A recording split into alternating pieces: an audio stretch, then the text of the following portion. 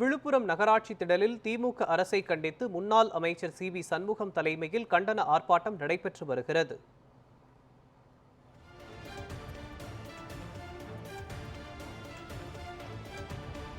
மேலும் இது குறித்த கூடுதல் விவரங்களை நமது செய்தியாளர் வினோத் வழங்க கேட்கலாம். வினோத், விழுப்புரத்தில் திமுக அரசை கண்டித்து முன்னாள் அமைச்சர் சி.வி. சண்முகம் தலைமையில் ஆர்ப்பாட்டம் நடைபெற்று வருகிறது. தொடர்பான விவரங்களை சொல்லுங்க.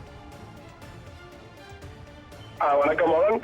கடந்த ஜூலை 10ஆம் தேதி விழுப்புரத்தில் மக்களை காப்போம் தமிழகத்தை மீட்போம் என்ற தலைப்பில் பரப்புரை மேற்கொண்ட அதிமுகவின் பொதுச் செயலாளரும் தமிழக எதிர்க்கட்சி தலைவர் எடப்பாடி பழனிசாமி விழுப்புரத்தில் இயங்கி வந்த அண்ணாமலை பல்கலைக்கழகம் மூலமாக விழுப்புரத்தில் இயங்கி வந்த முதுநிலை பட்ட மேற்படிப்பு மையத்தில் மாணவர் சேர்க்கையை உடனடியாக தொடங்க வலியுறுத்தி கடந்த 14ஆம் தேதிக்குள் மாணவர் சேர்க்கையை தொடங்கவில்லை என்றால் கண்டன ஆர்ப்பாட்டம் முன்னாள் அமைச்சர் சி.வி. சண்முகம் தலைமையில் நடைபெறும் என அறிவித்தார்.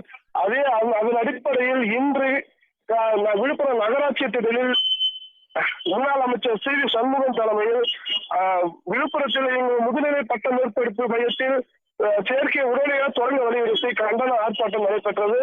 இதற்கு முன்னதாக நேற்று மாலை செய்தியாளர்களை சந்தித்த முன்னாள் உயர்கல்வித்துறை அமைச்சரும் திருக்கோவிலூர் சட்டமன்ற உறுப்பினருமான பொன்முடி விழுப்புரத்தில் முதுநிலை மேற்படிப்பு சேர்க்கை உடனடியாக தொடங்கப்படும் என அறிவித்தார். அதன் அடிப்படையில் இன்று காலையிலேயே அந்த அறிவிப்பானது அண்ணாமலை பல்கலைக்கழகத்தின் மூலமாக அறிவிப்பு வெளியானது.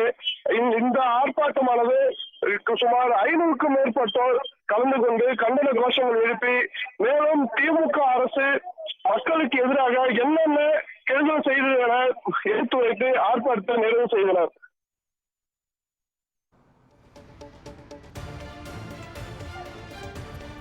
விவரங்களுக்கு நன்றி வினோத்.